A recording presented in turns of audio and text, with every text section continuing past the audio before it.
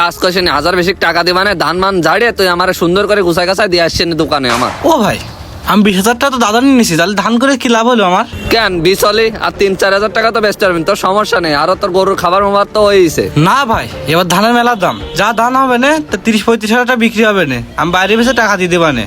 তুই তো ভীষণ বেঈমান, তোর কাছে তো আমি সুদ চাচ্ছি না। তোর 2,000 টাকা লাগবে, তা আমি দিতাম বাড়াই, সমস্যা কি? টাকাটা নিয়ে যাস না বিকেল বেলায়, ওর তুই সমস্যা কি আছে? না ভাই, 2,000 টাকা দিলে লস হয়ে যাবে। আচ্ছা ঠিক আছে, যা ওই 2,000 আর সাথে 3,000 দিবান, এই মোট মিলে 5,000। এটাই সব ফাইনাল হয়ে গেল। আর তুই কোনো কথাবার্তা করিস না, এটাই থাকবে কথা। আমি বক্কার, আমার কিন্তু একটাই কথা, কোনো কথা না। চাচা চাচা শোনো। কিরে চিল্লছিস কেন? চাচা বক্কার ভাইয়ের আড়তে দেখলাম ধান নিতে আইছে, দেখলাম 1 বান্ডিল টাকা দিচ্ছে।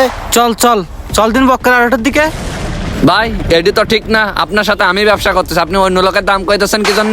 এখন সে লোক তো দাম জানতে চাইছে, আর আপনার সাথে আমার ব্যবসা ঠিক আছে। আপনি যে তার সাথে কাজটা করেছেন, কাজটা কি আপনি আসলে ঠিক করেছেন?